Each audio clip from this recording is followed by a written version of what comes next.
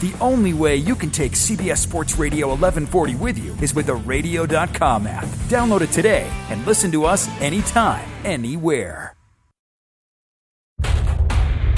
We've got your Raiders covered. Knock on wood if you're with me. It's Silver and Black Today on CBS Sports Radio 1140. And now, here's your host, Scott Gobranson. Good morning, Raider Nation. Welcome back to the Silver and Black Today here on CBS Sports Radio 1140 AM in Las Vegas.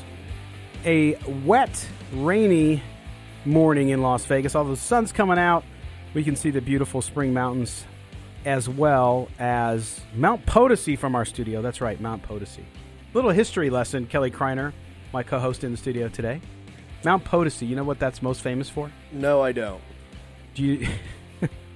You know who Clark Gable is? Yes. His wife, and I don't know why her name escapes me now. I had this in my head just a second ago, and now I lost it. Died in a plane crash on Mount Potosi back in the day. Yes.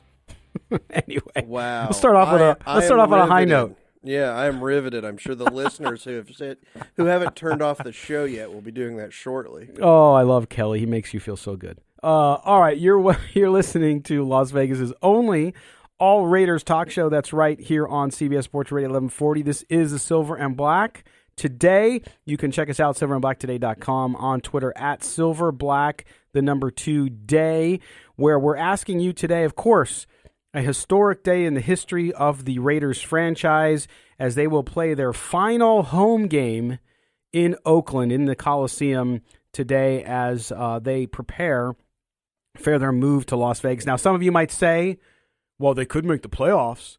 Well, even if they did make the playoffs, which is a very long, long shot at this point after losing 3 in a row, they would not have a home game, folks. So this will be the last home game in Oakland, and we want to hear your memories of that. So we want you to call in. You can start now, 702-889-5978.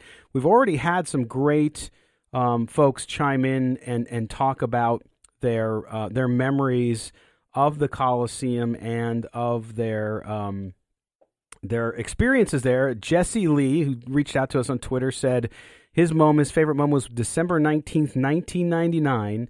He says, as the game with my dad watched the Raiders destroy the Buccaneers 45-0, remember watching multiple Buccaneers fans go and grab Raiders jerseys and throw away their Bucs jerseys. Fun times, but it's time to retire the dump. The Raider Nation deserves Allegiant Stadium. So that's Jesse Lee on Twitter. Thanks for sharing, Jesse. Then also Raider Z Nation on Twitter. I've been a Raider fan for 48 years, but only made it to one home game. 11-17-96, a Sunday night loss to the Vikings. I'm so glad I got to experience the atmosphere, the tailgating, the black hole, and the Raiderettes up close.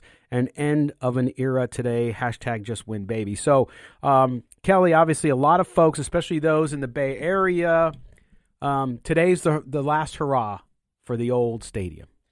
It is, and I was just thinking about this morning. It's not the first time this has been the last Raiders game in Oakland. That's true. Because they moved the L.A. before. So, I mean, it's like this fan base, it's the second time this has happened. It is. You know, so, I mean, it's tough. It is. It is tough. And I have, at the end of the show, I actually have, it's a letter. I'm holding it up to Kelly because I've scripted it, actually, because it's a letter to Raider Nation, especially those folks up in Oakland, that I'll read at the end of the show just as a message as this day, I'm sure, will be emotional for a lot of folks. You know, I've seen a lot of people, Kelly, and we can all relate to this, a lot of people tweet out over the last week pictures, for example, of them with their late uncle or late father or mother or whoever it may be.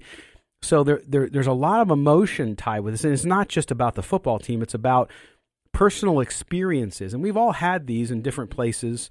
It doesn't always have to be Raider games. It can be other things. But that's why it's so very personal, because you've been there. You're familiar with it. Yeah, it's a dump, but it's your dump. You know, it's sort of, I've seen a lot of people say that. It's like, yeah, the place sucks, but I had so many great memories there. Yeah, the Raider Stadium is no different than that little hole-in-the-wall bar or restaurant that you grew up in. Yeah, the health department should shut it down. Yeah, it should have been condemned years ago. But dang it, that's ours. Right. You know, and it's like, yeah, it doesn't matter how good or something. The new, Allegiant Stadium, it's the flashy new thing and everything. But like I said, You love your old beater car that you've had for 20 years because you taught your kids how to drive in there. You taught it. The memories and stuff, that's what they never go away. Right. But you just don't realize that today. Right. You know, you'll still have those memories next week, next year, 5 years from now, but today you don't feel that way. Yeah, you just won't be able to walk in the place again and kind of breathe it in along with the sewage smell, breathe in the memories of, being there. It changes everything, and I understand that. And we're going to devote a lot of time to this today. So, again, you can call in 702-889-5978. We'll get you on the air to share your stories. But today, storyline for the first few minutes, and then we got some Raiders in the community stuff we want to get to as well. Storyline to me today, Kelly, with what's going on. Of course, the Raiders want to win the game for the fans in Oakland for the last time in front of them. But to me, it's Josh Jacobs. He wants to play, but will he or should he? Fractured shoulder, good news this week, doesn't need surgery. We heard from Gruden. He cried last week when they told him he couldn't play. He was emotional. Says he didn't want to let his team down. Says he wants to play this week, and he practiced. He wants to play for the fans of Oakland. Some doubted this kid's toughness coming out of Alabama. Kelly, I think those doubts are all gone. This kid is tough as nails. But my question to you, should he even play? Today, yes. Just because it is the last home game. You need to do everything you can to win this game. This may shock people. I'm not a doctor. I did talk to one yesterday and asked about the shoulder injury. I thought you were going to say you stayed at a Holiday Inn Express. No. Okay. Last week was close, but that's another story altogether. But no, I just happened to have a guy who was a doctor in the bar. I was talking to him last night. And basically he says, without actually seeing the medical, he goes, the chances of him hurting it to the point to where it's a career or season affecting thing, he goes, are slim to none. He's like, he goes, if he's been playing with it this long and hasn't had an adverse enough reaction to where they've completely shut him down, it's not something that one more game, unless it's a freak injury. Basically, playing's not going to aggravate. It would take just another. Right. It would take another episode to actually do something. So that was kind of his take on it.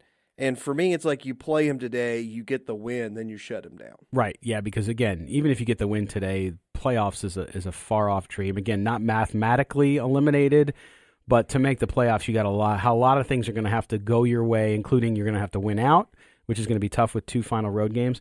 And what's interesting about this, last thing I'll say about Josh Jacobs, and we'll talk about him later too, is he really exemplifies, I think, what Gruden has always said he wants in a player. Now, they also said they wanted character, and we know how that went, but exemplifies that kid who loves football so much that he'll play with a fractured shoulder. It's amazing, and again, just a credit to the kid and who he is as a player. Of course, Hunter Renfrow was out. He did practice a little bit this week, but they ruled him out. We still don't know about Trent Brown, although that looks good. Daryl Worley is going to be out.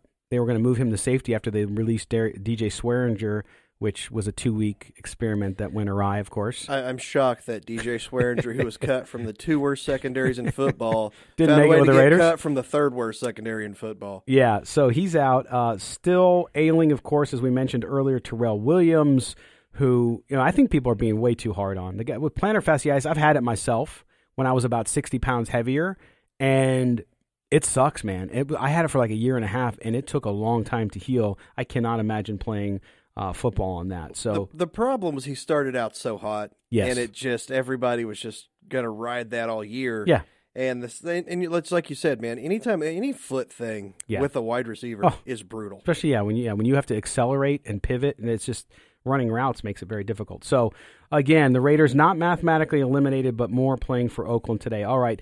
We're going to shift to Las Vegas for a second before we take a break. And, last week, the Raiders in the community, one of the things we're going to talk about later in the show, too, is what they're going to do to kind of build Raider Nation in Las Vegas and welcome them to Las Vegas. One of the things they've been doing for 2 years is activities in our communities. And one thing that I've been a part of the last couple years has been the Toys for Tots campaign that the Raiders Foundation has led here in Las Vegas. Our own David Stepanian was on site for that, and here's his story.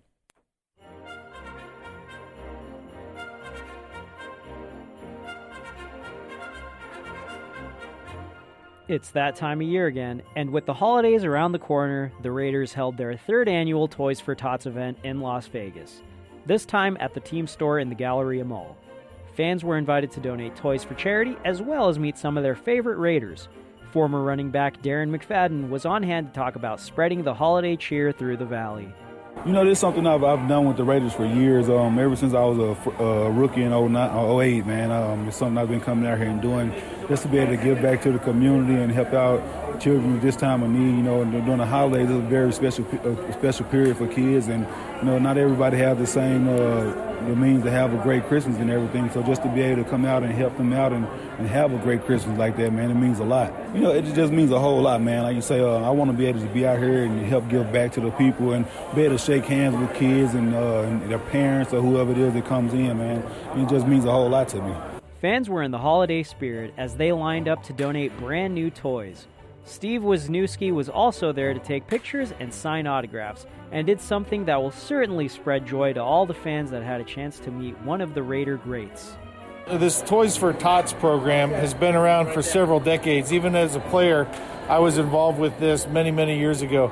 And today it's a thrill to be with Darren McFadden, former Raider great running back, out here at the Henderson Galleria Mall, and just interacting with the fans in the community, raising awareness and support for Toys for Tots, out here with Marines.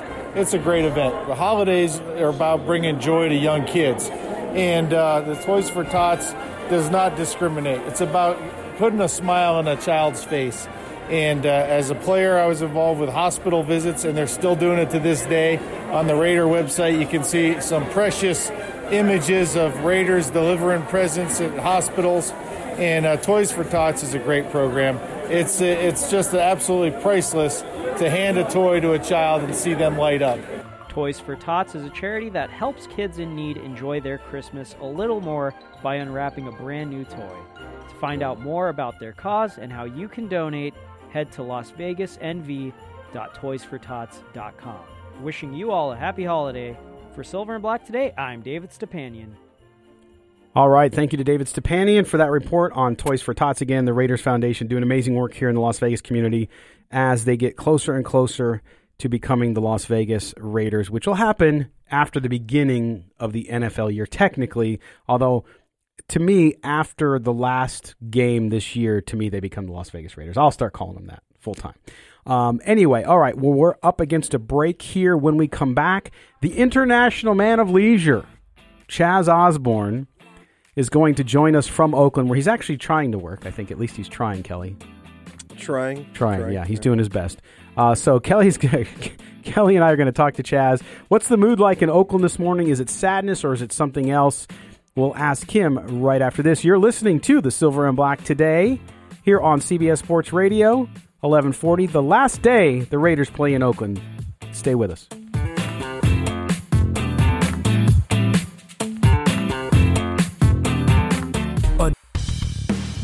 This is Cliff Branch, formerly of the Oakland Raiders, 3-time Super Bowl champ, 4-time Pro Bowl, and you listen to the Silver and Black Show. Our man Cliff Branch, gone too soon, but a man who lit up the Oakland Coliseum, and so many memories of the Raiders and Cliff Branch are in that place, on that field, in that area, and it's amazing. So today, an emotional day, a day also to look forward to the future, look forward to Las Vegas. As you're listening here to the Silver and Black Today on CBS Sports Radio 1140, I am Scott Branson, joined by Kelly Kreiner. Now we're going to go out on the attorney Michael Troiano newsmaker line and bring in our Johnny on the spot, our man on the street, our man in the parking lot. I don't know how many shots he's had thus far this morning. Mr. Chaz Osborne, the international man of leisure. What's going on, guy? How's Oakland? Just getting ready. Well, it's beautiful, actually. It's going to be a beautiful day. It's been nice up here all week. Getting ready to head over to the parking lot right now. All right. So Chaz, I mean, you're up there in Oakland. You're soaking it all in on assignment. Tell me, what's sort of the mood? I'm sure you've been around a lot of folks, a lot of Raider fans, people talking about it in the area. What's the mood in Oakland? Is it more sadness? Is it melancholy? Is it just emotion all the way across? Or how would you peg it? Yeah, I get. It seems the feeling it's mixed. I'd have to say it's mixed. About a third of the people I've talked to, I've been up here all week. I got a lot of friends, a lot of Raider fans, and then we've been out to talking to other people out and it's been mixed. About a third are saying they're thankful for what this Oakland team has given them over the years, and they'll continue to cheer for the silver and black, after they moved on. Maybe go to a game or two in Las Vegas when it's convenient for them. And, but a few of the fans, they're not happy. They've kind of thrown out there that they won't be supporting the team after this season. A heartbreak again, leaving town. They've gone through it before up here. It's not a fun thing. But the rest are staying Raider for life. And they already have their PSLs, and they plan on doing the road trip and filling up that Southwest Raider shuttle for every home game in Las Vegas next year and beyond. Yeah, it's Allegiant now, man. Come on, that's a sponsor. It's a stadium sponsor. No, I'm just kidding. We got no dog. We got no dog in that race. That's right. So yeah, actually, one couple I talked to, they just bought a place out in Vegas. Wow, kind of like a second home. So that's I mean, we're talking about the most loyal and passionate fans in the NFL here. Yeah, that's a good point, Chaz. You brought that up. I mean, has anybody brought up the fact that they've been on the side of losing a team and taking another city's team? Because that's the thing. The Raiders went from LA back to Oakland, so they've had both sides of this. Or is it just kind of that we're losing our team and that's all the people are talking about? Yeah, that's basically it. I mean, they originated in Oakland. They are Oakland. It's a blue-collar city. There's hard-working people that, this was their team. It started here. That'd be like, the Golden Knights leaving in Las Vegas saying, hey, and getting them back. No, it's Oakland. It's always been Oakland. For me, my first Raider game was at the Coliseum in Los Angeles in 1982, that first year they moved from Oakland. So I know there's a lot of Los Angeles fans. And up here, a lot of people I've talked to are from Los Angeles. They're Los Angeles Raider fans. But like you said, the mood is basically our team. We're losing our team, homegrown. And, for the most part, they're not happy about it. Well, it's interesting you bring that up, Kelly, because I've never actually thought of it that way. The fact that, okay, they lost the team to Los Angeles, and then they lured the team back to Oakland. And I think people don't look at it that way because it was like, well, it was ours first. And then it's sort of like, well, yeah, she was my ex-wife, but I married her first, and so she recognized her mistake and came back to me. Right. Yeah, and then she left again. I mean, but that's the whole thing. I'm not really making a joke there. I mean, no, that's I know. The scenario to where you've got a place that's lost a team twice now, and for both reasons, the city is the reason they left, or the city and state both. Because they left because of stadium issues. They left because of other issues. Well, but this is the second time they've left. Right. And you know what else, Chaz? If you think about it this way, too. I mean, look at the last 8 years in the NFL for California. You have the 49ers, even though they are called the San Francisco 49ers, they left San Francisco. They're in Santa Clara, okay? They went to Santa Clara. You had the Chargers abandon San Diego, leave San Diego for Los Angeles, and the only reason they're still in California along with the Rams is because Stan Kroenke has more money than God, and he could do it. He could do a stadium. You can't get public stadium. You can't get public money anymore in California for anything other than either homeless shelters or infrastructure, the stuff that you would expect cities to do. So for California, the NFL, the recent history. I mean, Oakland's not the only one to lose their team. San Diego lost their team. The Rams left from St. Louis. They did what the Raiders did. They went back to where it all started. And so it's a really interesting time for California and the NFL. But, Chaz, when you're talking to those Bay Area fans, you said some of them are kind of done, and I get that too, right? Because I grew up a Charger fan, and about 2012, I was kind of done because I knew they were leaving, and for me, it was a different thing, and I just was kind of done being a fan. But at the same time, Raider Nation's a different thing. The loyalty there is so deep. When you talk to those people who are going to put aside their silver and black loyalty, is it just because of the Oakland stuff? Is it the Oakland stuff mixed with the losing and the organization? What is it that you hear from them? It's a personal thing, right? One way or the other. If they're losing, they're done with them. If they're winning, they want them to stay. It's been a mixed bag, honestly. I've heard every argument. I've heard every side of the conversation this week, and you got to feel for them. This Oakland area. Now we're talking about the A's. There's so many moving parts. Also, the losing aspect. To Kelly's point last week, we were talking about the losing and getting the draft picks. There's been a lot of Cleveland Ferrell talk up here this week, with Josh Allen coming to town. And pretty much every Raider fan I've talked to this week, they'd rather lose all the remaining games and have a better draft position than, trying to win out and have a chance to get to the playoffs. So I guess, maybe I'm in the minority with wanting to win out. And that goes, everything in my DNA says you want to win. And then now everybody I'm talking to said they'd rather lose to get that better draft position. Smartest fans in football. Yeah, and it goes back to what Kelly said earlier in the season, right? When we were talking about, hey, how are they going to end up? And I think Kelly and I were right about the 6-10 record mark for this team. As Kelly said back then, and it's always stuck with me, is like 8-8's the worst record you can have in the NFL. Because you're not in any sport. You don't want to be middle of the road in any sport. Right. You're not making the playoffs, but you're not getting a good draft pick. Yep. And I think Wally called in and said, "I'd rather be 12-4 or 4-12." Yeah. And Kelly made that point again last week, and he's right. I thought that just in your DNA, you want to win. You want to win every game, but everybody I've talked to up here they want to lose these games. They want to get a better draft position. One of the fans told me, if one less win last season, then we might be looking at Nick Bosa. So it's kind of the same thing this season, right? Yeah, no, it's true. And again, we're joined by our usual in-studio co-host, and that, of course, is Chaz Osborne. Kelly and I are here in the studio in Las Vegas. Chaz is on the ground in Oakland at the Coliseum, hitting as many tailgates as he can. And Chaz, we're coming up on a break in about a minute and a half, but I wanted to talk a little bit about your personal, what is your, I think the bigger thing, yes, losing the team, that's the big deal for Raider fans, but so many Raider fans have met people. Some of them have met their wives, husbands, significant others, made a lot of great stories happen at the Raider games. Right, made friends for lives at the tailgates and all that stuff. What's your personal favorite memory of you attending a game up in Oakland at the Coliseum? Oakland, my first Raider game, like I said, was in Los Angeles, 1982, that first season that the Raiders moved from Oakland. And it was actually a playoff game against the Jets, and the buzz outside before the hysteria during the game, that playoff intensity was like, wow, this is what football is all about.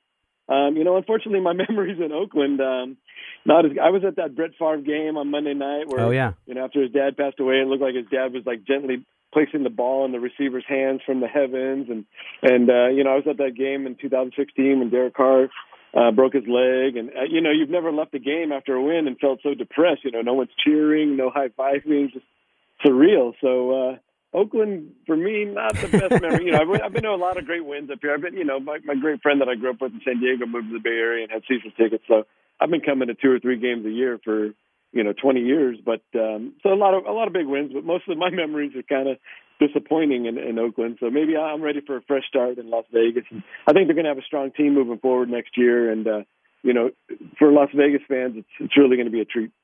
It is. All right, we're speaking to Chaz Osborne live from Oakland. We're going to keep him on the line, and when we come back, we're going to switch gears a little bit. We're going to get Chaz every week does his keys to the game, and of course, the Raiders are playing the Jacksonville Jaguars at home for the final time as the Oakland Raiders, so we're going to get his take on keys to the game right after this. You're listening to the Silver and Black today here on CBS Sports Radio 1140.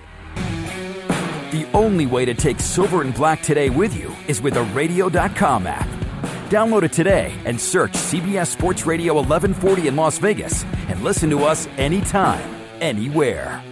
Welcome back to the Silver and Black today here on CBS Sports Radio 1140. I am Scott Gobranson, joined by Kelly Kreiner in studio. And on the attorney Michael Troiano Newsmaker line is Chaz Osborne, our third co-host, or our co-host, I shouldn't say third co-host. He's technically just a co-host with us. He's on the line with us. But I also want to read Jerry. So Jerry McDonald is a reporter, of course, of the Oakland Tribune. Raider fans, some Raider fans like him, some don't. I don't really care. But Jerry shared a memory that on Twitter that I want to talk about. It says, missed only one Raiders game in 25 years. 6-year-old son was in the hospital with asthma issues in 2003. Raiders lost to the Jets in overtime. Executive Bruce Allen and CEO Amy Trask, who's been on the show, both called to see how he was doing the next day. He's 23 now, doing great. And he says, yeah, I feel old tomorrow. I get that. I have a 22-year-old, so I'm there with him. But another memory there from a member of the media. All right, Chaz, we're going to shift gears now. We're going to save some more Oakland memories for later in the show. But in this final segment that we have with you, we want to talk about today's game against the Jaguars. Of course, the Raiders coming off 3 straight losses where they've been unable to stop anyone and they've been unable to score points. Let's talk about keys of the game. Why don't you lay them on us? Yeah, you said it right there. They've lost their last 3 games by a combined 83 points. But here come the Jaguars, who haven't won since week 8. So basically, don't let the struggling Jags team get any momentum. That's the Jags have only averaged 11 points per game in their last 5, and they're losing by an average of 23 points per game over that span. So, I think the Raiders they need to make an early statement, an opening touchdown drive on offense, a 3-and-out on defense. Just remind the Jaguars who they are and why they don't belong on the field today. Well, Chaz, it's a good point, though. On that key to the game, kind of come out, don't allow the Jags to get momentum, come out and score the early touchdown. The only issue that I have with that one is the Raiders, the biggest problem for the Raiders and the offense is the third and fourth quarter. I mean, the numbers are unbelievable. Yeah. What do they have to do? I mean, let's face it, these are not 2 defensive teams anybody's going to remember past next week or past the end of the season. What do they have to do, too? And I'll ask you this question, Kelly. What do they have to do on offense to kind of change the time? For whatever reason, they cannot score they're the worst third quarter scoring team in the league at 1.7 points per third quarter. 20. We talked about on Tuesday's show. I had a rant. 20 points in the third quarter all season. That's just and John Gruden. They asked him, and he said, "Well, I don't know what they're talking about in there at halftime. Like, shouldn't he be the one, putting his boot somewhere at halftime?" So I don't know, Kelly. Your thoughts? Isn't that coaching? I mean, isn't this? Look, I think John Gruden's done a great job with this young group. At the same time, if you go into halftime, you're supposed to make adjustments, and you come out at halftime and you continually crap the bed in the third and fourth quarter. Is that not coaching, Kelly? Oh, that's 100% coaching. They definitely need to play the James Vanderbeek Varsity Blues speech and have, the whole Bud Kilmer speech and just have John Gruden not come out at halftime, apparently. Because, I mean, you're 100% right. At half's when you make adjustments. And either they're not they can't be making adjustments because you can't be making them that wrong. Right. It's got to be one of those things. Here's the game plan. Here's what we're going to do. And then, okay, everybody's second half, every other team's like, okay, here's what they're doing. And they just continually do it. Because that's the only way you can be that inept. At 20 points this season in the third quarter. It's insane. Like, teams do that once a week. Well, Chaz. That's something else. Well, you talk about winning, how winning kind of covers up everything, and losing kind of magnifies it. But there's no getting around the fact that coming out of halftime, they've been so inept, as you said. It's something we got to take a look at. All right, Chaz. Second key to the game. Leonard Fournette, he's been hot and cold from week to week, and Minshew Mania has fizzled out a long time ago. But for some reason, these Raiders, they like to make no-name quarterbacks look like Hall of Famers. I'm sure everybody remembers last year that Thursday night game against the 49ers. No one remembers the name Nick Mullins outside of the Bay Area, but that Thursday night game, he looked like Joe Montana, right? So make that early statement on both sides of the ball. That'd be key. The Raiders, credit the Raiders for only having 3 penalties last week for 20 yards. Of course, 2 of those 3 gave the Titans the first down, but, another low penalty game would be ideal. And, the glaring thing for me in last week's game was the missed tackles. I don't know when it became a thing to go for the ball instead of wrapping up, but it's got to stop. Credit Darryl Worley and Eric Allen for leading the team in tackles last week, but the missed tackles were just so destructive, and none bigger than that 90-yard bomb by the Titans that Worley could have stopped at the 50-yard line, but instead he went for the ball, and the receiver broke free for the score, and it's just a back-breaking play. When you're fighting for a playoff spot, and you're down to your last home game too in Oakland, you got to make those plays. So better tackling today. Let's send the Raider fans out with one final victory in Oakland. Well, and that's the thing that was alarming to me last week, Kelly, was you're a bottom 5 defense. Nobody's expecting this defense to even be average, right? But when you miss tackle, like the fundamentals have gotten really bad over the last 4 weeks. Yeah, I will say one thing though. Trying to tackle A.J. Brown's like trying to tackle. It's like trying to tackle a VW bus. That man's just. I mean, he's a machine. Monster. But no, I mean you're right, and then it's the biggest thing. It's like, and it's this highlight film culture we have all the times. Like it looks so awesome when you strip the ball and maybe they play that highlight 1,000 times. You make a sound fundamental tackle to save a touchdown, nobody cares. You know. But yeah, you're right. If you stop him at the 50 or anything like that, you know. You have to make stops, and by doing not only just stripping the ball by going for a pick or something, you're just leaving that weak defense open to get gashed, and that's what's happened all year with the Raiders. All right, Chaz. So we Kelly and I are going to do, of course, as we do every show, our Raiders and NFL picks later in the show. But we want to get, what do you think is going to happen today with the Raiders? Give us kind of how you think it's going to, I mean, everybody wants them to win, of course, since it's the last game in Oakland. Doesn't mean it's going to happen. But tell us your prediction for the game and how you think it's all going to come to an end.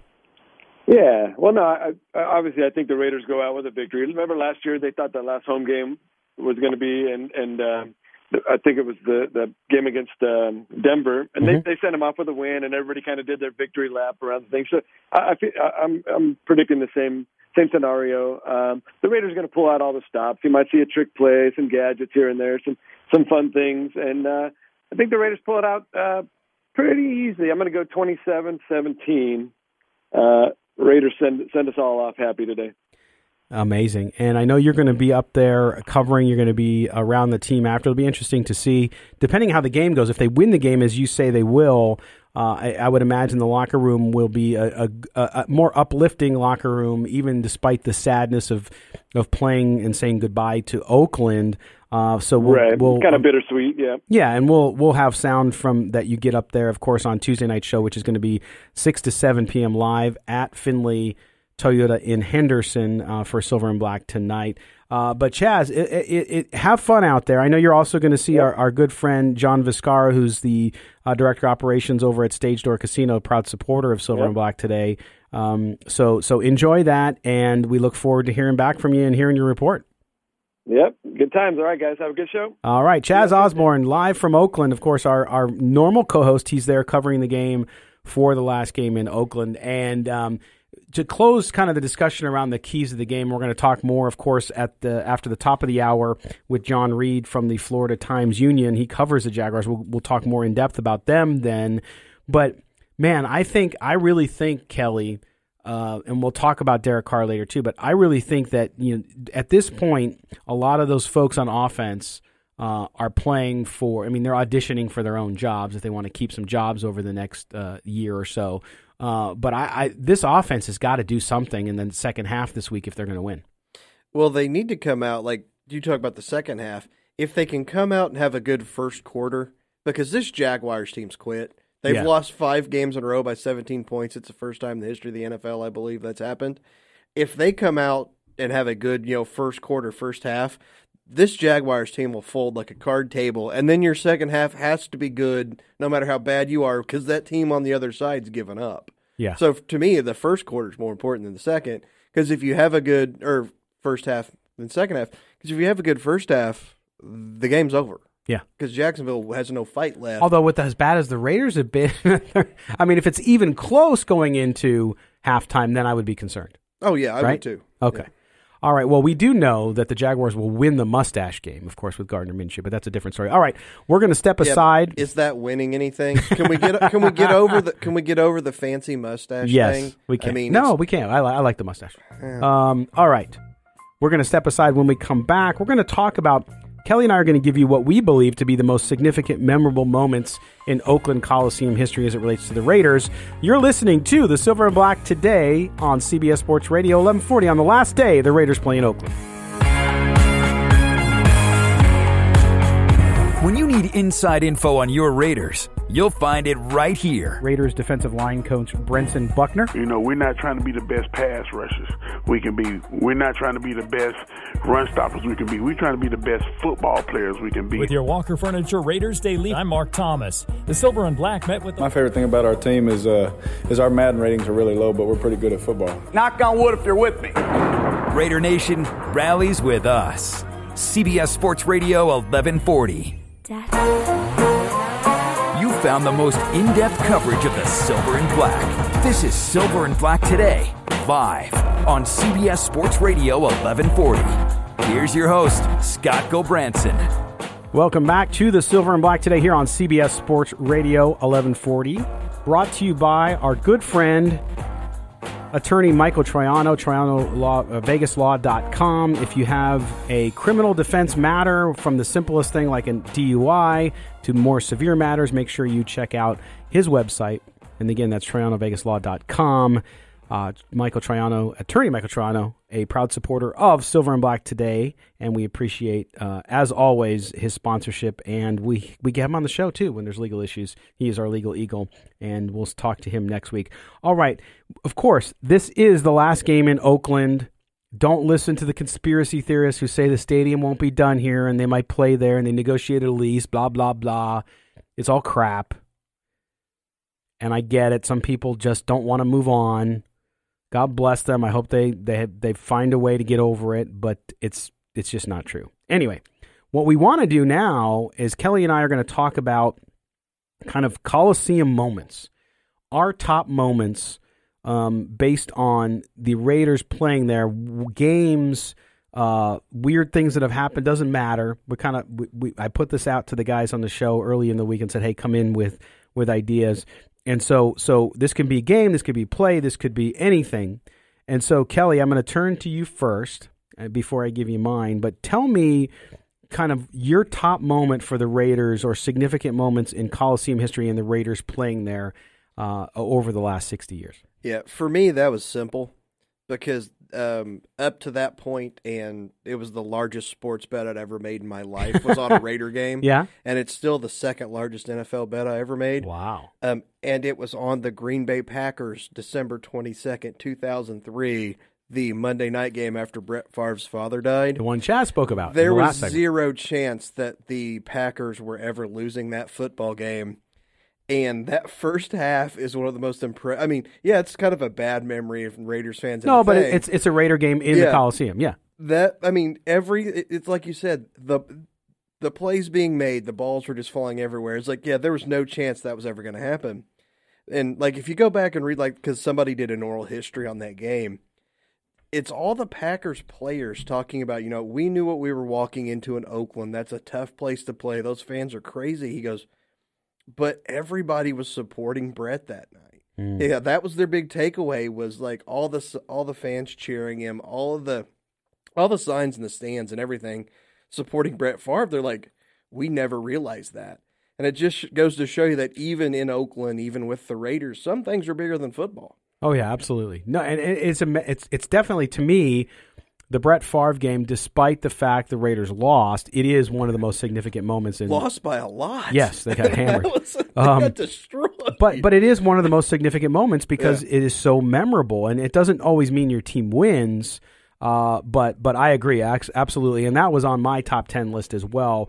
For me, the number one game, and I think a lot of people agree with this one, so it's not going to be out of the ordinary, was the Sea of Hands game. The Sea of Hands game, of course, December 21st, 1974, AFC Divisional Playoff against the Dolphins. This was voted the number 17 moment in NFL's 100 greatest moments in the league's history. And 35 seconds left in the game, first and goal, 26-21. They're trailing the Dolphins. Ken Stabler is tackled by the back of his feet and kind of stumbling forward. And literally, even Ken Stabler said it, the Snake said it, I just chucked the ball up there. And on the other end of it was Clarence Davis, who everyone on the team described as having hands like boards, right? So this was a guy, Clarence Davis, who did not catch the ball well. But for whatever reason, that duck of a pass found its way into Davis's hand for the game-winning TD. They win 28-26. It ended Miami's kind of historic run. They were trying to get to their fourth straight Super Bowl appearance, Don Shula and his bunch. They did not because of that. And so to me, that Sea of Hands game is the top game. By the way, that game was sealed later when Phil Villapiano, our good friend in the show here, intercepted the pass late in the game. And then the Raiders went on to lose in the AFC Championship game to their overall nemesis, which was the Pittsburgh Steelers 24-17. So to me, the sea of hands game, I know it's an easy one to pick, but the way it happened, the circumstances with Stabler getting tackled and just throwing it up for grabs, and then the most unlikely hero of all catching the ball. And that's the thing. It's like you said, it's an unlikely play with the most unlikely person catching it, But you mentioned, it's an easy one to pick, but that's the thing. Whenever you do stuff like this, you can be creative. You can come up with some, crazy fumble in like a week 3 preseason game, but the easiest answers are often the right answers. Yes, that's true. You're not, like I said, people try to be too smart. That's like, and of course I'm saying this now, and like the second game that I came up with, I'm like, well, maybe I'm doing that now. But to me, and this comes from being a gambler and the whole thing about, until you cash your ticket isn't cashed. Yeah. It's the Heidi game. Oh, yeah. Because I never got to see that. I've heard this story a million times. 1968 versus the Jets. Yeah, yes, I know this more than almost any other Raider game because of that story. Because of what happened after they changed. It changed the way. It changed the way sports are done on television. Absolutely, now. That's the key point. That's the historic thing about this game. It's not the fact they scored 2 touchdowns. It's not the fact that they ended up coming back. It's they fundamentally changed broadcasting. Yes. Because of this football game. Absolutely. And, the Jets up late with Joe Namath, of course. NBC switches to the TV movie Heidi. The Raiders score 3 fourth-quarter touchdowns, and what you were mentioning, 2 touchdowns in 9 seconds. Yeah. Right? Back-to-back plays. Back-to-back plays. They win 43-32. Of course, Namath gets his revenge in the playoffs that year in the 27-24 win over the Raiders, and then he goes on to promise the win over the Colts in the Super Bowl, which he does. So to me, that was a big deal. And we got about a minute left. The other game, 2 games I wanted to mention, of course, was the Raiders. They were 0-10. They beat the Chiefs at home in 2010, which was a big game that fans mentioned a lot because it was such a bad year. But they beat the Chiefs at home. Yeah, it's salve on that burn. Yes. And then, of course, 2002, the AFC Championship, the last time the Raiders made it to the Super Bowl, 2002, they beat the Titans, and that long string of losing and kind of the ability, the ability for them to crush the Titans at home and then go on to the Super Bowl in San Diego that year was another one. So those are some memories. I want you to share them. 702-889-5978. We're going to take a break at the top of the hour here. When we come back, we're going to take your stories. We're going to talk about building Raider Nation in Las Vegas, too. What needs to happen? What is happening? How's it going to go as the team plays its last game in Oakland today? They say goodbye to the Bay Area, hello to Las Vegas and the Mojave Desert. Call us with your stories, 702-889-5978. You're listening to the Silver and Black today here on CBS Sports Radio 1140.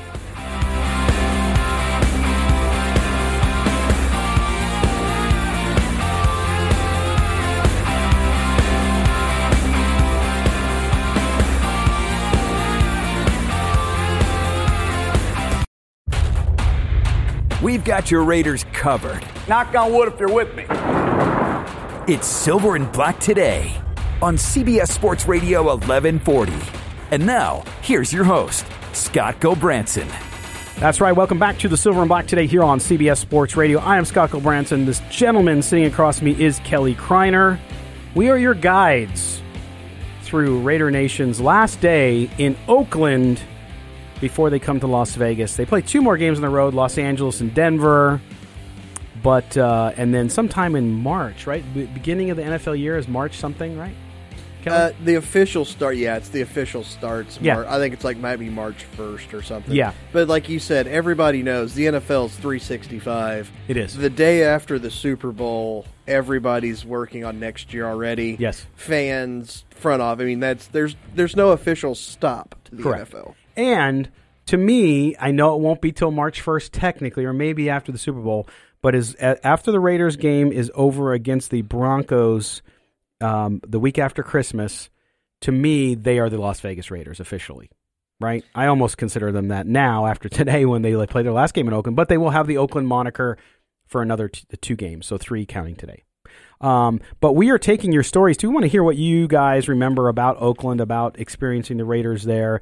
702-889-5978. We got a couple of callers on the line. We're going to go first out to to me, the mayor of Raider Nation as it relates to silver and black today here in Las Vegas, in the Las Vegas Valley. And that, of course, is our good friend Wally. Wally, tell us, what's your story, man? Hey, bro, I went to my first game, and I think it was 1969. I was like 11 or 12. And that was the year that Blanda won all those games in the last seconds, and he did that. He beat San Diego in the preseason. I got to used to be able to take my mom's one of their season tickets. I got to take her ticket once a year for my birthday. So that was my first game, and we were going to go to this game, but man, the nosebleeds in the corner of the end zone, the worst seats in the house were $280. Wow. That really pissed me off. I don't understand why Mark didn't just open up Mount Davis, and charge everybody like $50, and man, they could have had a real party there. That's a great idea, actually. But wow, so 1969, your first game. That's a great year because I was born that year. But what? That's back when Chaz was still a twinkle in his old man's eye. Barely. Chaz isn't as young as they think he is. I'm going to call him out on it. But how about this, Wally? So that was your first memory. Is there one game for you or one moment that sticks out, whether it was the game itself or what it was for you sitting there in the Coliseum? Nah, but my so worst many, right? memory was the Immaculate Reception. Oh. I was staying at home and waiting. My stepdad was getting one of those lazy boys delivered, and we were watching the game, and Stabler ran it up the sidelines for that touchdown, and we thought, we were all happy, and man, then they came back and made that play, and that just devastated me, man. There's so many memories, Wally, and man, hey, listen, have a great day watching the last game in Oakland, and it just means they're a game closer to you being able to just drive down Russell Road and go see him in person right in your own backyard.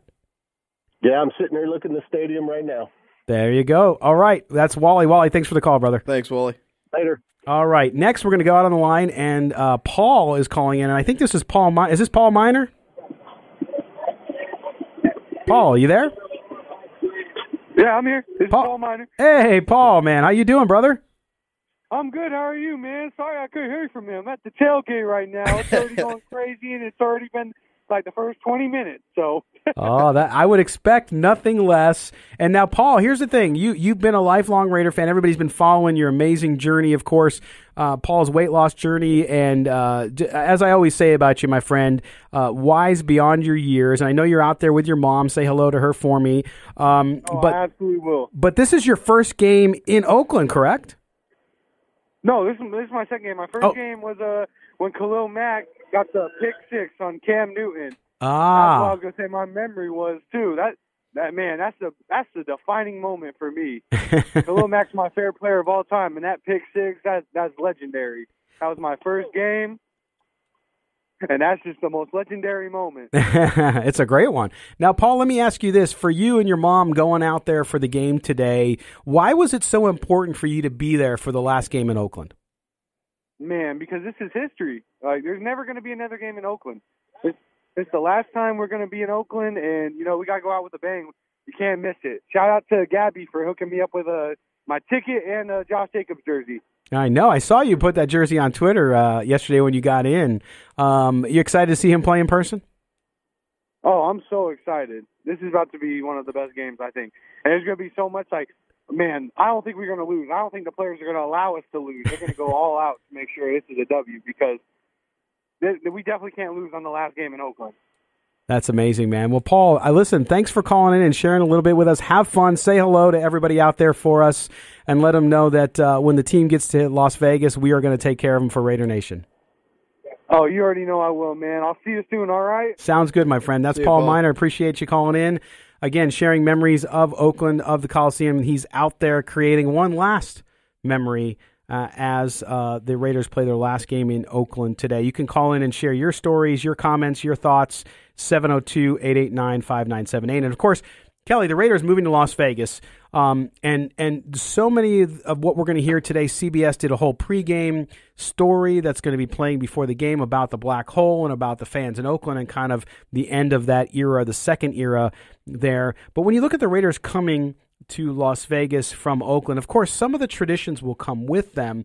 But for you, I don't know, maybe it's because we do this show together, but I'm seeing more and more of the Raiders franchise and the Raiders brand pop up in Las Vegas. And as much as people say, well, this isn't, there isn't a ton of Raiders fans here, I think there's a lot. And I think, like so much that happens when organizations or brands or teams come to your city, people hop on board pretty quickly.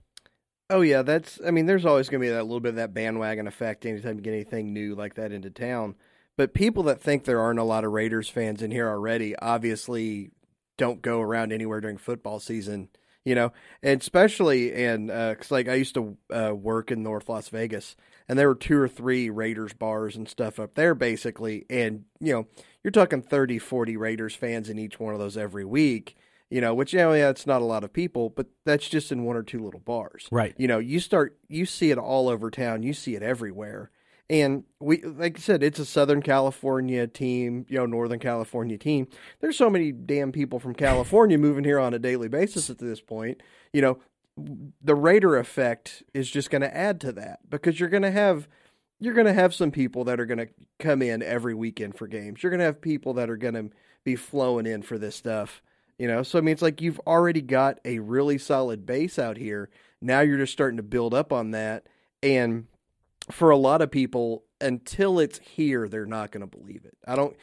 You can see how much the stadium, I still had people that said the stadium thing wasn't going to go through. And then I pointed them to the Forbes article to where the Raiders franchise went from the 31st most valuable to the 17th or whatever.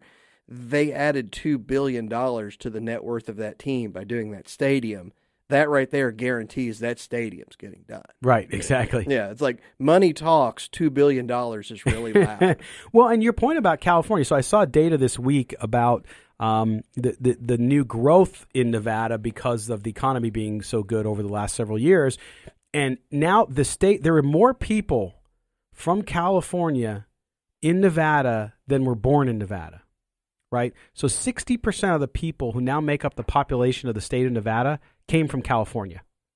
So you look at that now up in I was just in Reno this week on business, and a lot of the people up there are escaping California. I say escaping because the affordability, the taxes and all that, they're going into Reno. Reno has a housing crisis. I know how people in Las Vegas feel about Reno, but there's a housing crisis up there. The prices for homes in Reno is more than Las Vegas. They running out of trailers? That's a good one. That's a common one. But so you have all these people from California, so there is a built-in Raider fan base here. But do you think, the Golden Knights struck magic. They won immediately. Now, the Raiders this year, let's say they finish with 6 or 7 wins. I'm just going to say that. Then when they come here next year, let's say they get a couple exciting players in the draft. They make some moves. So they're not yet a winner, but they're on the precipice of maybe being a 500 or better team. Is that going to be enough? Do you think with the NFL, unlike the NHL, do you think with the NFL you have to be a winner, or is it just the NFL? Well, the different thing with the Golden Knights was this is our team. Yeah. Born here, Vegas. Yeah, born. Exactly. Right. So that was the whole thing. So the fact that they were really good off the bat was icing on the cake, but you were going to have a 1 or 2 year window to where that newness was going to be enough. Yeah. Now we're going to see, as far as it goes, how that kind of sticks. But with the Raiders, I don't think the record matters because you've got that history there, and they're not moving from Maine to Vegas. They're not moving from Florida to Vegas. Right, built-in fan base. Yeah, it's the built-in fan base. And if you're a Raiders fan, you've had 20 years of bad records. If you haven't jumped off the bandwagon by now, 1 or 2 more years isn't going to change that. No, I agree with that. And again, the way the Raiders have built themselves into the community already, we had the Toys for Tots story earlier by David Stepanian.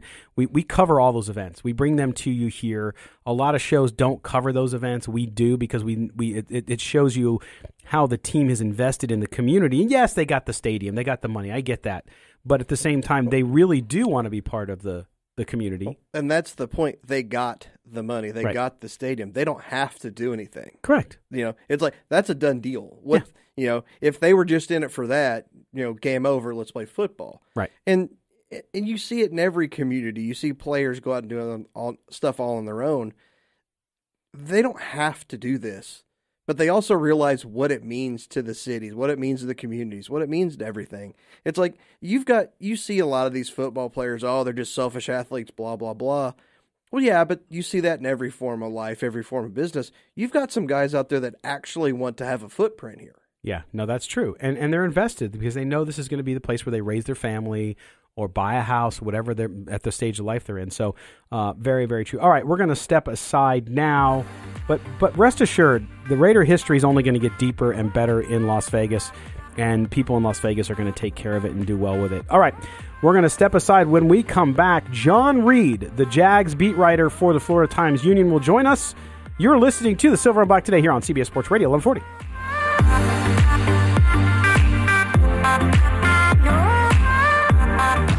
Unfiltered hockey talk for Golden Knights fans. You start believing what you're doing. And as these games keep getting away. Hi, this is Steve Wisniewski, and you're listening to the Silver and Black Today. Indeed you are. Welcome back to the Silver and Black Today here on CBS Sports Radio 1140 in Las Vegas.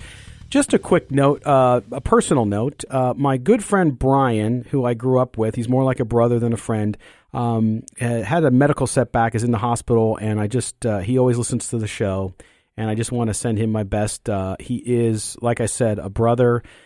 He's one of the funniest guys ever. We grew up, high school, everything together, and just know that we're all thinking about you, my friend, and praying for you, and no health issues ever going to keep you down. And so sending out my best to you, Michelle, and the kids on this day as you sit in the hospital listening to this. And hopefully the Raiders win one for you, too. All right.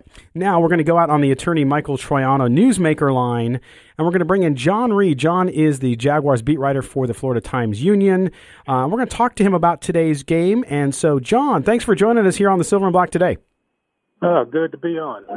All right. Well, let's start. I think, for those of us that aren't in Jacksonville and we look at the situation outside, we start with the quarterback situation. Of course, the big contract to Nick Foles, injured to start the year, which was a terrible start for him, unfortunately. Gardner Minshew comes in. You have Minshew mania, Foles back. He struggles. Now they're back to Minshew. Once this season ends, I mean, with that contract, how do you see this unfolding, John, as they go into the offseason?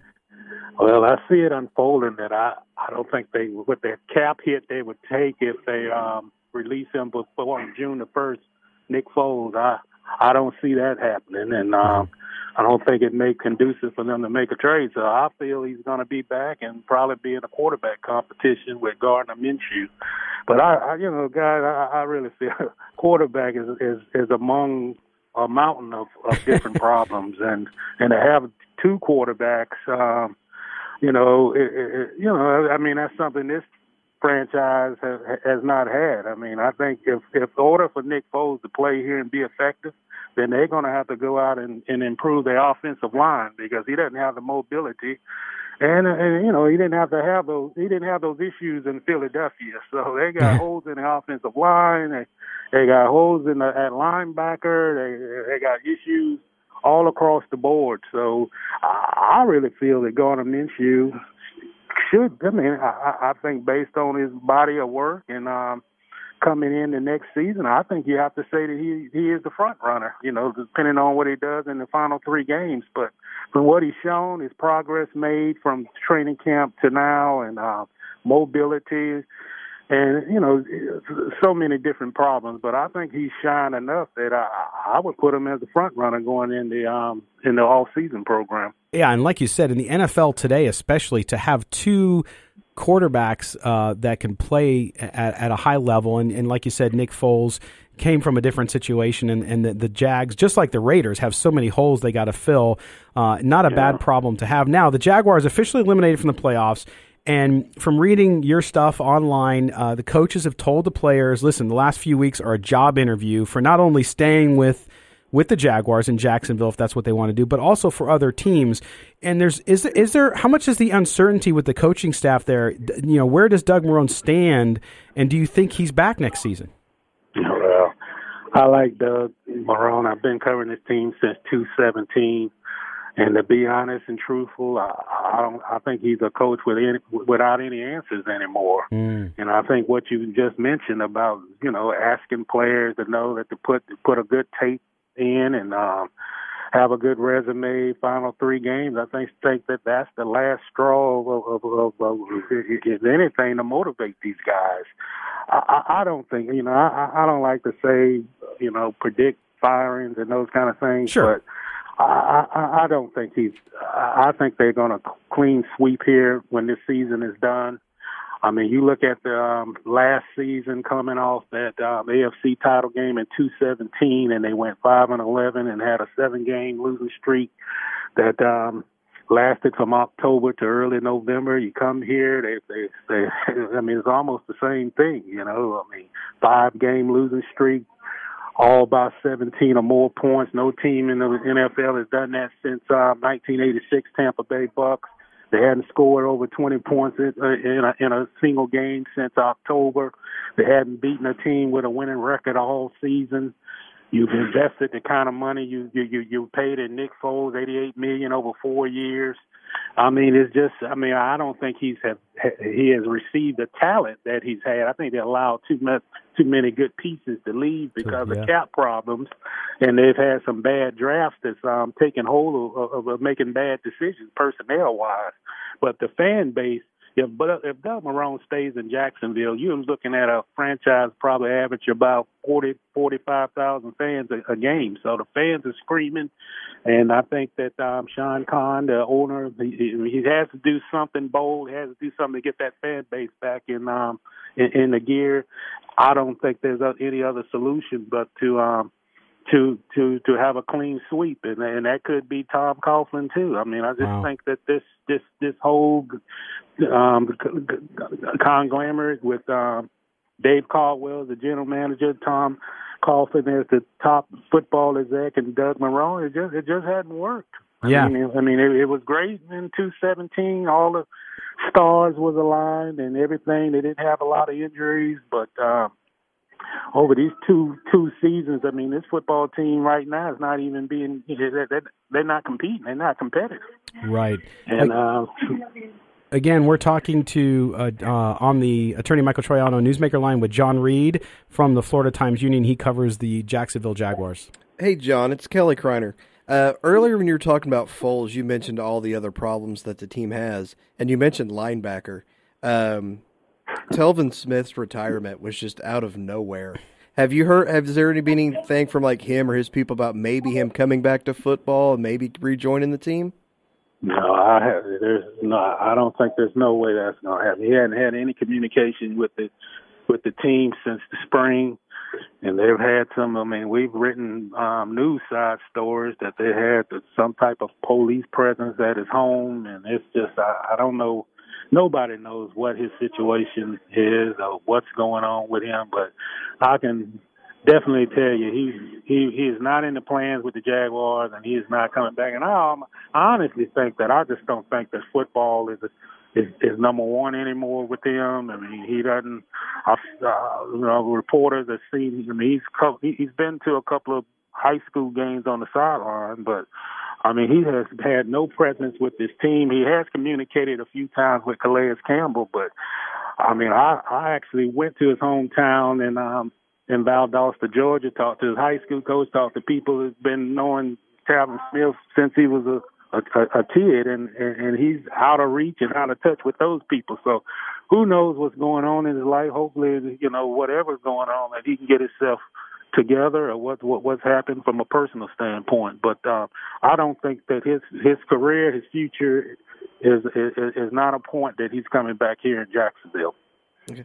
How about Yannick Ngakoue? Do you think he is a Jaguar next year? I think if the Jaguars are serious about winning, he should be a Jaguar. Yeah. I mean, I say that. I don't like preaching, but I don't think this guy has done everything. I mean, I don't think there's more that he can do to justify getting a contract extension. It may not have been the best decision for him to hold out because he wound up, if that didn't work, he didn't get the contract extension. But a guy that comes off the edge, he's motivated. You don't have to tell him anything. And even when he was on that holdout, he worked all the way through, up in Virginia, getting in shape, never stayed out of shape. And I don't know what else more can he do to prove that that he's probably one of your top edge rushers and a foundation piece for your franchise.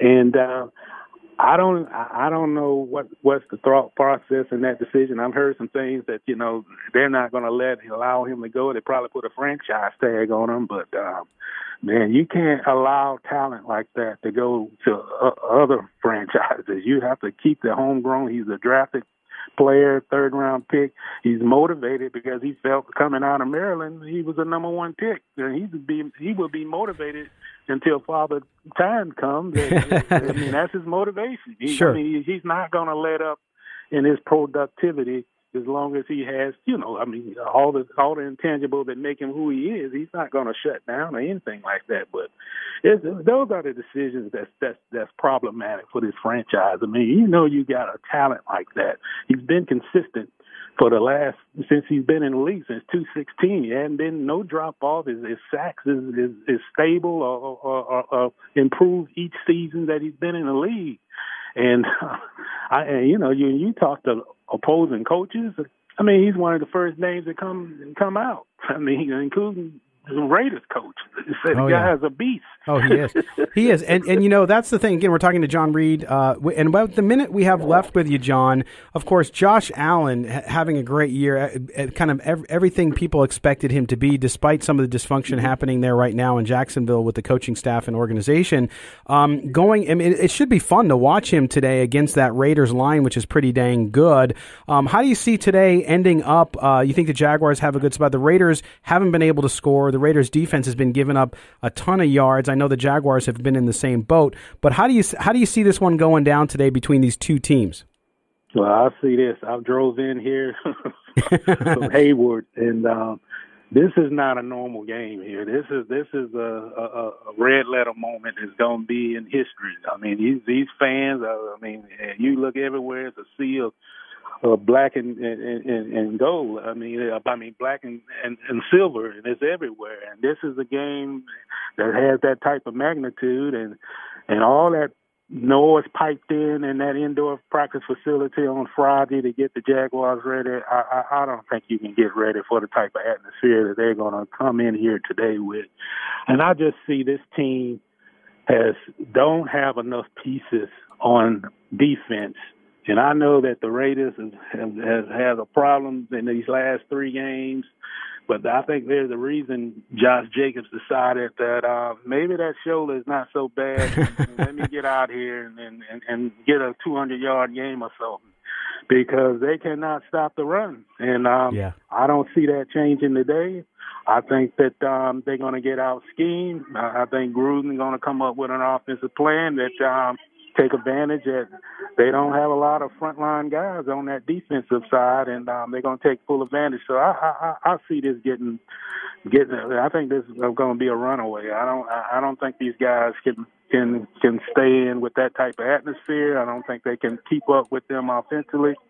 And I think we might see what we saw a week ago for Jacksonville when the Chargers came into Jacksonville and put up 45 points. I don't think it'd get that bad, but I just don't think they have enough top-quality players on defense to stop whatever the Raiders might do. So I'm looking at probably like a 28 to 10 and a score like that. But I think a Raider victory in the last game here. All right. Well, John Reid, Florida Times Union, covers the Jaguars. John, thanks for spending time with us today, and enjoy the game and enjoy the rest of your season. Thank you. Thanks for having me on, guys. All right. John Reid, recapping the Jags for us. We're going to step aside, and when we come back, we're going to have Kelly's Corner, which is football-related this time, right? Yeah.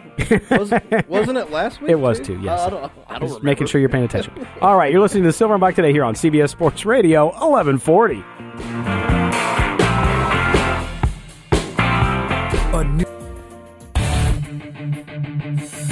CBS Sports Radio.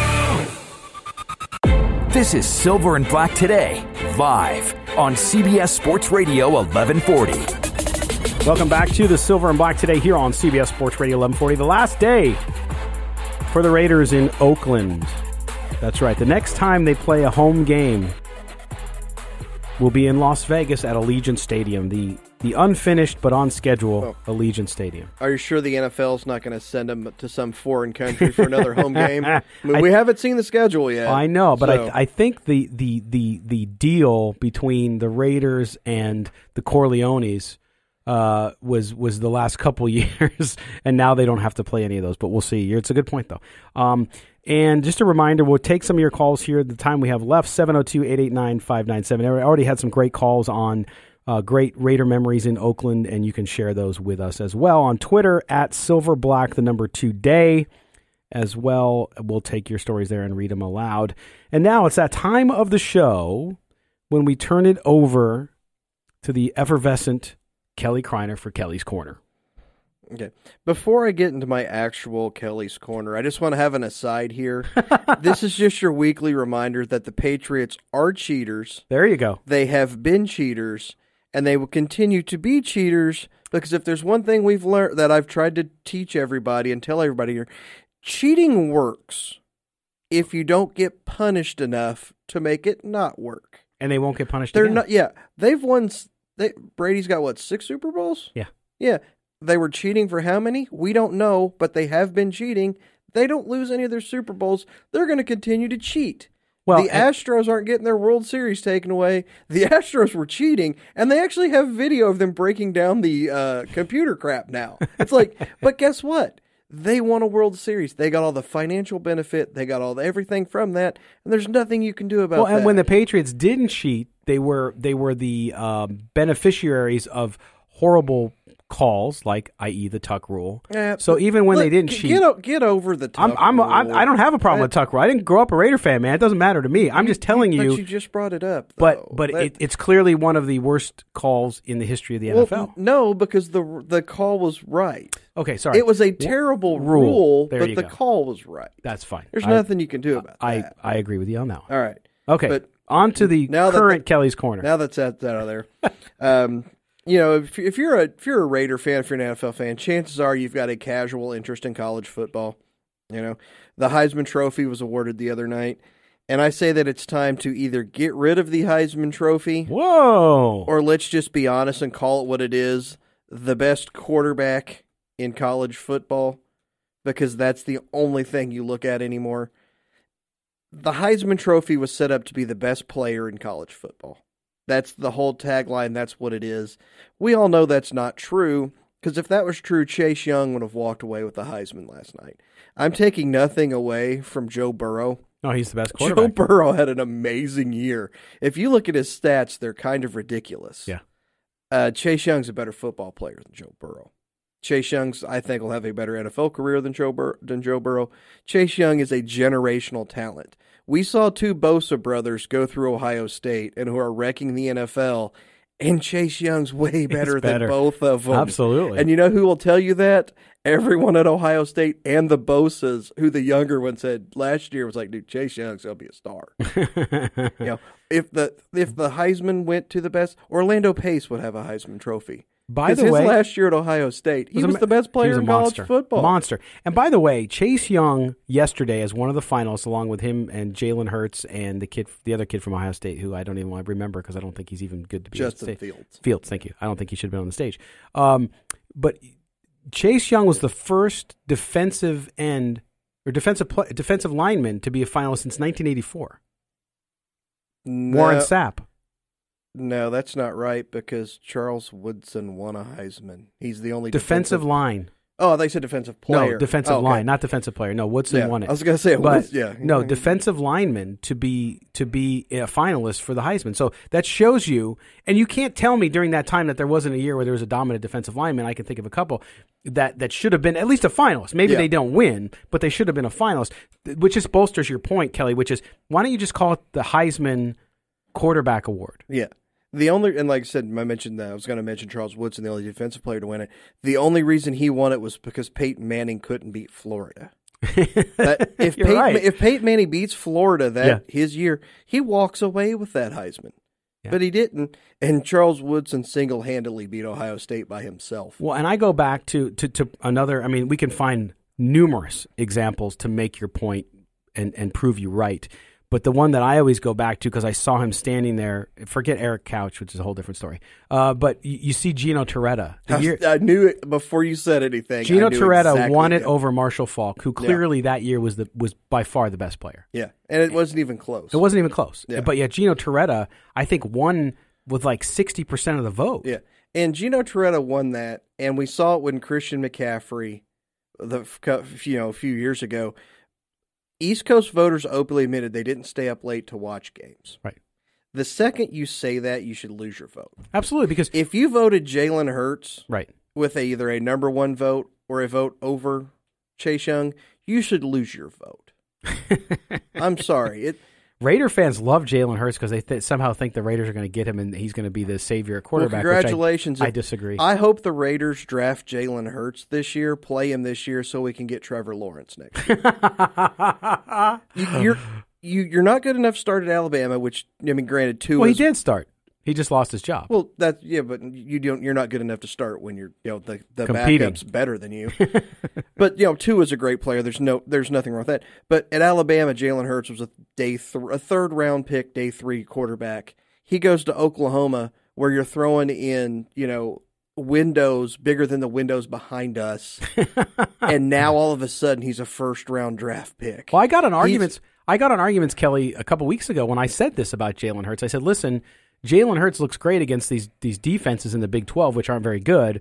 You can't compare it to the SEC, in which people responded to me, well, he played at Alabama. And I said, yeah, he lost his job at Alabama, and he wasn't as good as you think. Well, he was 13-3 as a starter, whatever the number was. It might have been even more than that, 30-3 or whatever. Yeah, and Matt Castle was 10-6 or 11-5 with the Patriots. With the Patriots, it's you a can team be a around mediocre you. quarterback if you've got a really good team around you. Yes. And last time I checked, every year for the last decade, Alabama's been a really good football team. Benefiting from great defense, great offensive weapons. But my point is, the other argument was, well, you must not watch Big 12 football. I'm like, yeah, I do. Yeah. There's no good defense. Yeah. It doesn't hold up with the SEC's defense. Was the main point. One team plays defense in the Big 12, and that's it. Yeah. And that's just because TCU's offense is so bad they have to have a good defense. But yeah, and I don't want to sit there and do just crap on Jalen Hurts. No, he's a good kid. He's a really good kid. He's a really good football player. Yeah. But he's a really good college football player. He's the kind of guy, if you need a backup to come in for a couple games, I think he'd be really good at that in the NFL because the guy knows he's just a winner. Yeah. The moment will never be too big for Jalen Hurts. But he's just not that. He's just not that NFL prospect that we're hearing he is now. No, and Kelly, a great corner there and I think all football fans, if they're Raiders fans, they pay attention to college football, obviously, and everybody knows what's going on with the Heisman. I do credit Joe Burrow. I mean, Joe Burrow was the best quarterback, to your point, in the country this year that was eligible for the award, that was nominated for the award. And some of his outlying stats we were talking about earlier, just insanity. Oh, insanity. And I just loved his speech. He was very emotional, cried through most of it, was very humble, remembered the area in which he grew up in, being impoverished, even if he might not have been because his dad was a football coach. But he said all the right things, and if I'm an NFL team and I'm looking at him from a character perspective, coupled with the talent, amazing kid. So congratulations to him, and thank you, Kelly. Great Kelly's Corner. All right, we're over here for a break, so we're going to step aside. When we come back, have our NFL picks. We have Chaz's. He's texted them to me, as well as our Raiders pick before we close the show. I can't believe he's got Jaguars money line. That blows me away. Let's sell him out and make him seem anti-Raider. All right, you're listening to the Silver and Black today here on CBS Sports Radio. We'll be back right after this.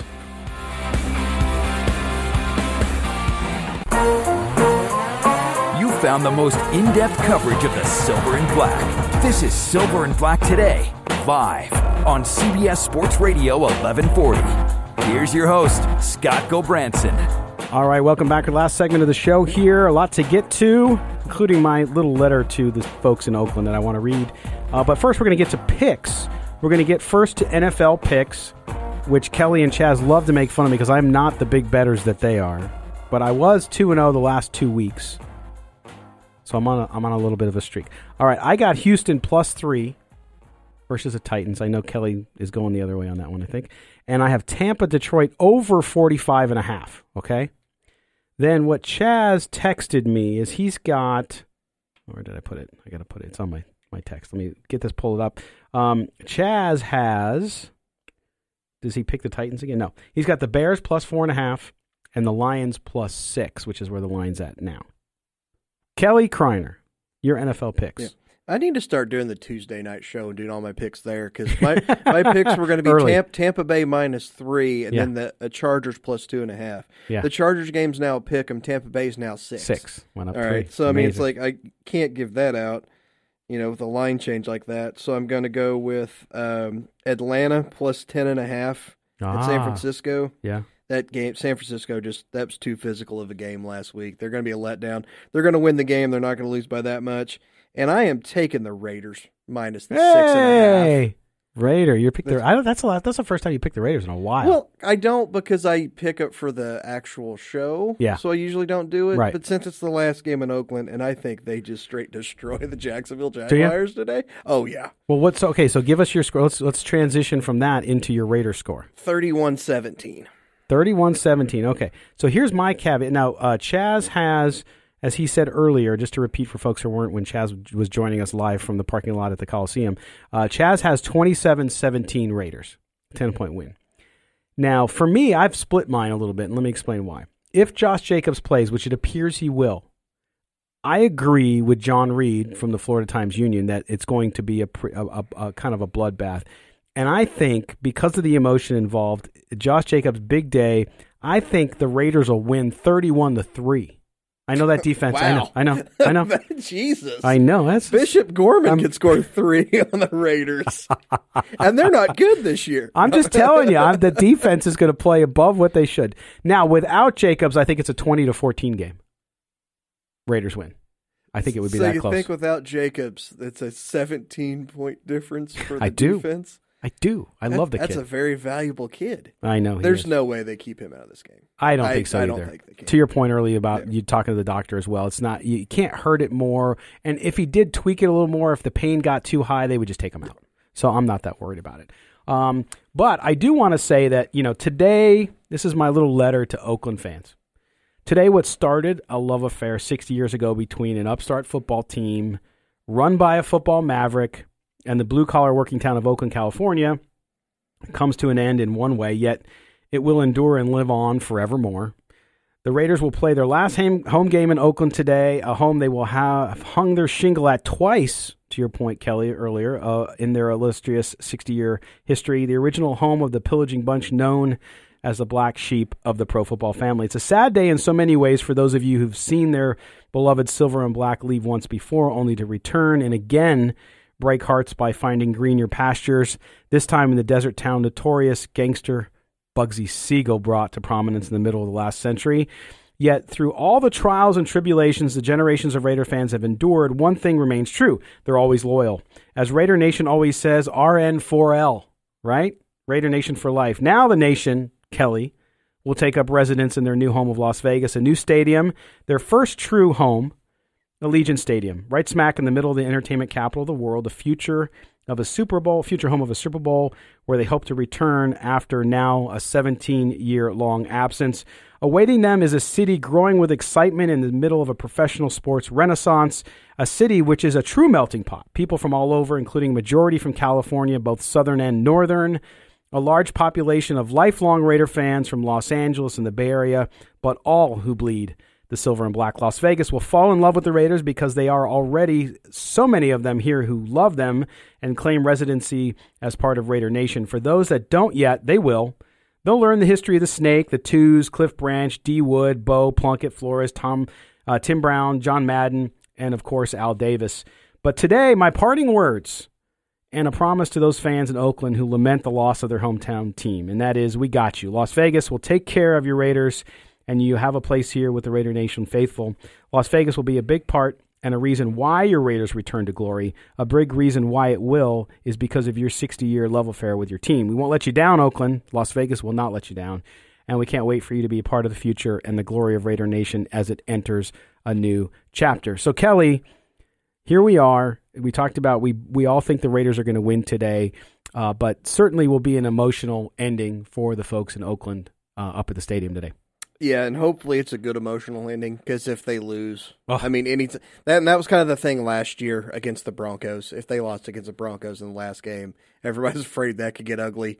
I just think it's a huge win today. And I hate to say it, but they got lucky for a team that's basically quit coming in today. Yeah, true, very true. But then again, it makes a win that much because if they lose to Jacksonville, oh God. Oh, it'll be a rough week. It'll be a bloodbath. It would be. All right, Kelly Kreiner, as always, brother, thanks for being here.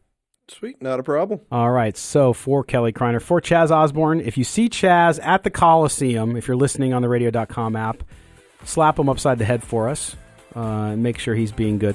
But for Chaz Osborne, for Kelly Kreiner, for our engineer, Trent Ogle, I am Scalco Branson. Don't forget, join us live from Findlay Toyota in Henderson on Tuesday night, 6 to 7 p.m. for Silver and Black Tonight. We'll review today's game and tell you how it all went down.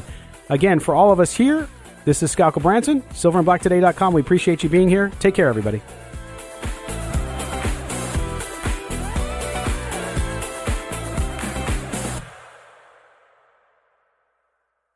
Back again is the William Hill 2020 College Bowl Challenge featuring a $20,000 guaranteed grand prize.